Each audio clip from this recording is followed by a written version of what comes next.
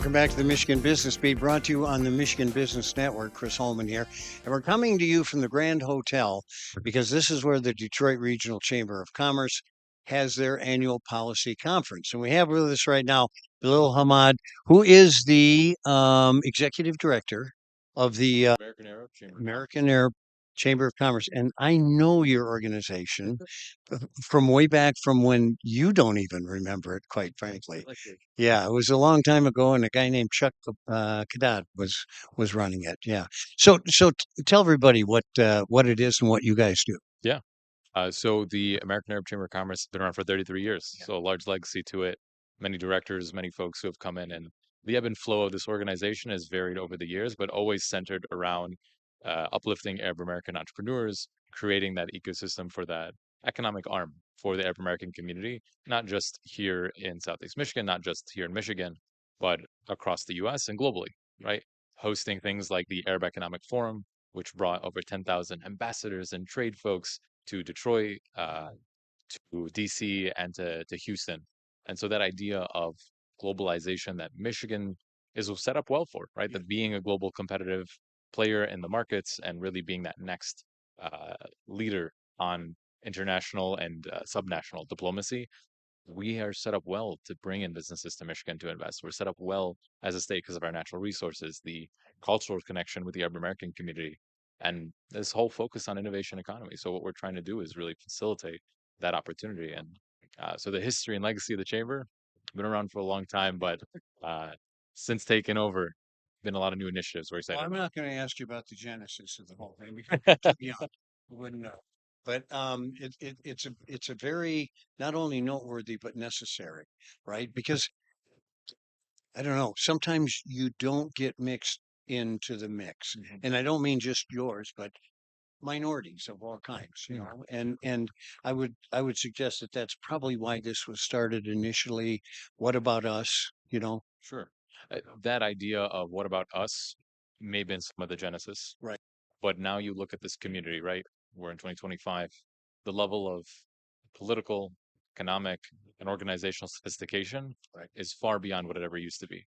And now it's less about what about us? Now it's about, okay, we are the CEOs and directors, and we are at these different levels. Right. We have a seat at the table.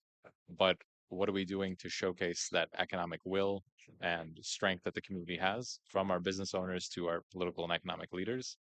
And how are they coordinating, right? Yeah. How is that being leveraged to support the communities we choose to call home or call home and to advance the community itself? So, Blil, is most of your work advocacy, or do you do things like I guess work with small businesses that are starting up? So we have Tijara, which is our 501c3 arm that does small business support. So it's an innovation hub centered around incubation, acceleration of small businesses. And that's a lot of fun because you Yeah. get to get nitty gritty with those businesses that are high growth, scalable, that when you enter, you have the greatest long term impact. So Ah, you see them getting the seed funding, that initial brand marketing support, everything to getting them contracts with mhm. big suppliers, seeing that potential, it brings jobs and economic dollars to the state. Yeah. And seeing them grow lets them know that their talent that they have as business owners can extend beyond their limited understanding of business in the US or Yeah. business practices, right? That's where we can come in. Yeah. So we do quite a bit of that.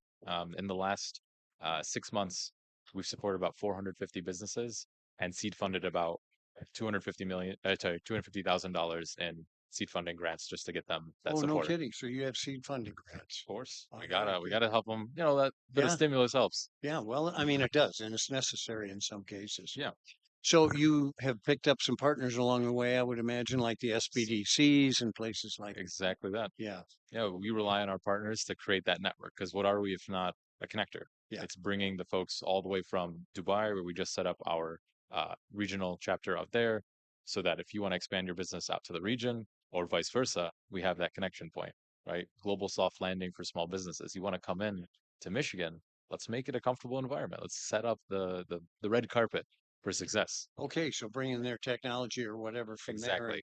and bring it here. I don't know how many other associations can say we have a regional office in Dubai. Okay, that's It's been a lot of fun. So in December, we took a trip.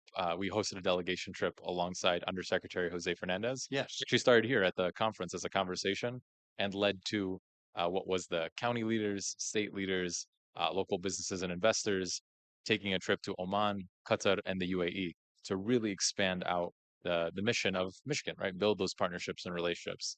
And that did well, and we were able to build that momentum into what was another delegation trip that we were on in February with the governor's office. Well, I'll And so tell to you what. see that momentum, that's what you want to see. No, no, good for you. That's exactly what you need to do. Well, Bilal Hammoud, thanks so much for joining us. We appreciate the good Thank work you, you're doing, Chris. bud. Appreciate it, brother. Thanks for jumping on. Thank you for the time. Good to see you. All right.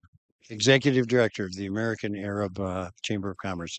We are coming to you on the Michigan Business Network, and we are coming from the Grand Hotel because we're here for the Detroit Regional Chamber of Commerce's annual policy conference. I'm Chris Holman, and we'll be back